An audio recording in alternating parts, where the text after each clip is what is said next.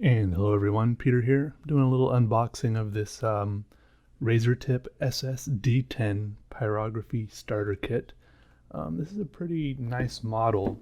It's got two jacks. You can plug in two pens at the same time and variable heat. I used to have the Colwood Cub, which is kind of like a simpler version of this by a different brand.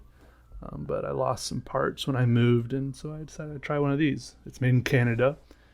This pyrography starter kit they sell comes with 4 different pens, as it were, with different tips. Ideal, for pyrographers.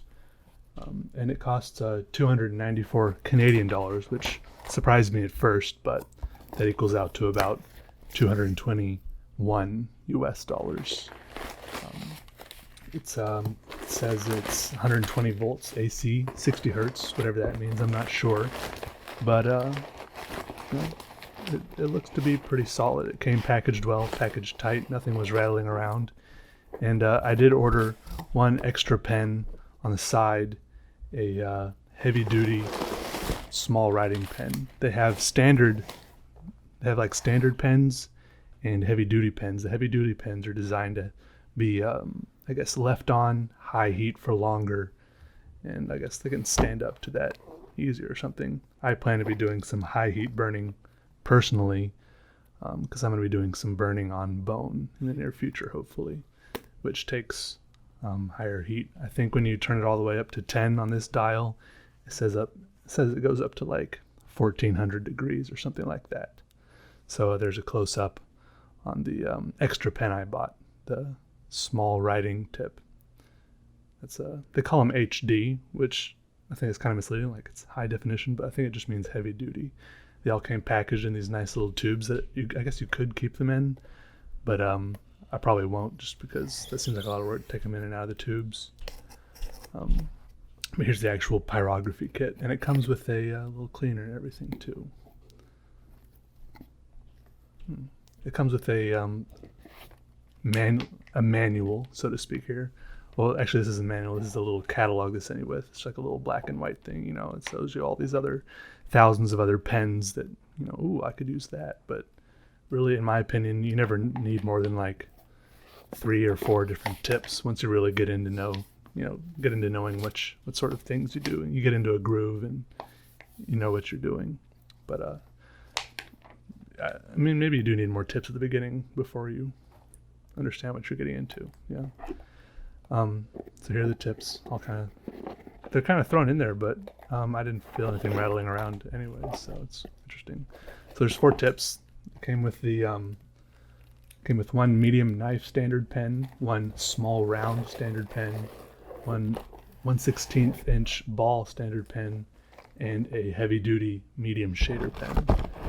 I guess that's just because, the heavy duty one is shader because you usually have it on for longer and stuff. I don't know. I do like the option of having the heavy duty ones. You can read up on their website, I guess, about the specific differences between the heavy duty and the standard ones. But yeah, like I said, they all come in these nice little tubes. I know some people that would keep them in these tubes all the time, but I don't know. I'll probably find some little box just to throw them in when I'm not using them, and have these nice little sections of plastic tubing to keep on the tips. I could tell they just had like a long section. They chop them up in little pieces and slide them on there, which is kind of ingenious.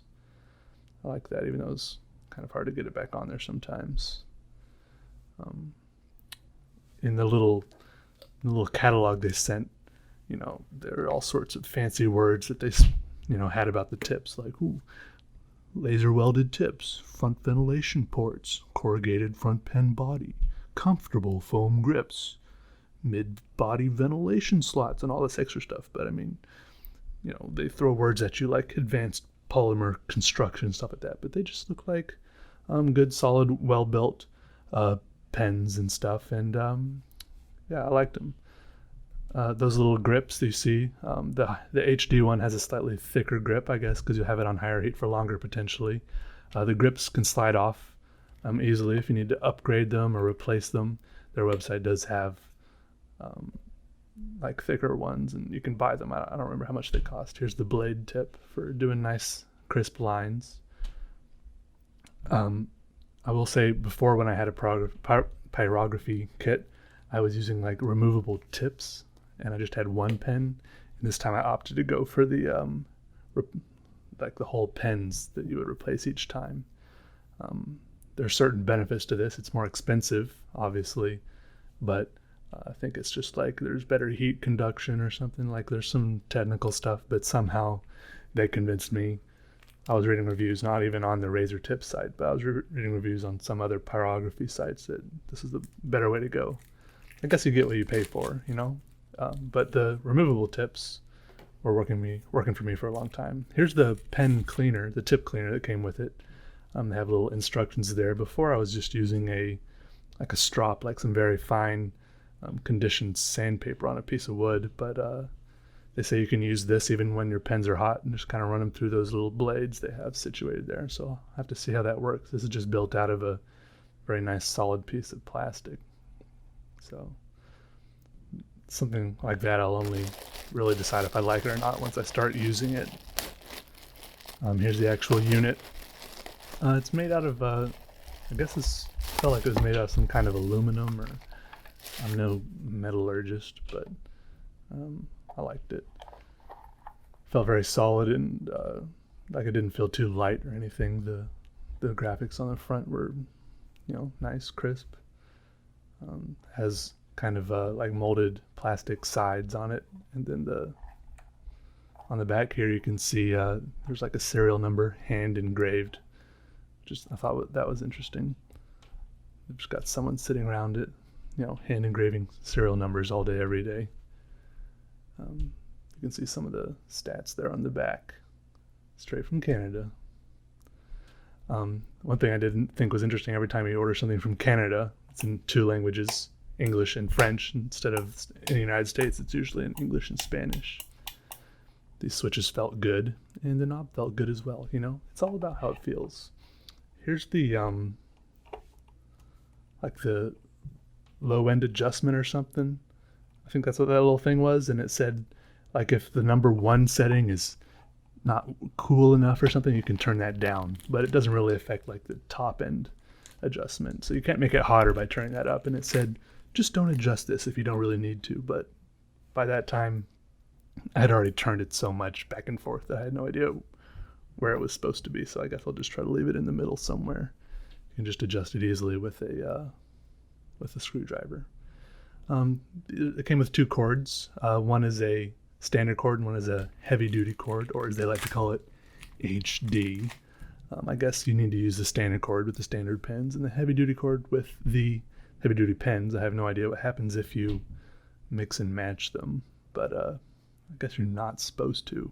I don't think the world will explode. Maybe you just won't get, you know, optimum output.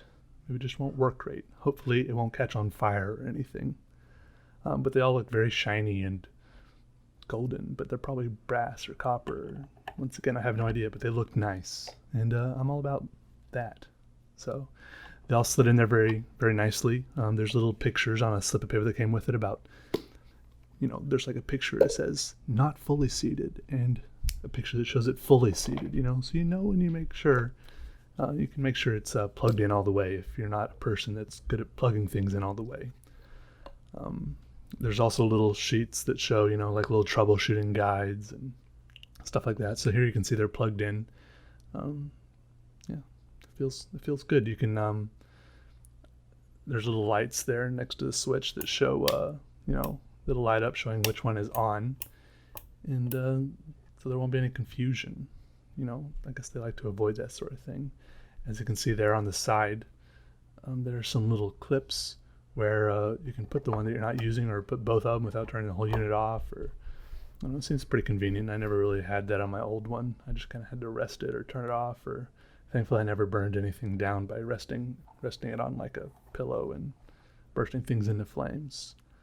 Yeah, it seems like it's pretty good quality. I'll as this is just an unboxing video, I'm actually gonna turn it on and burn anything with it, but in some of my future videos, that's exactly what's going to happen, and I'm really looking forward to it. It looks like a solid unit.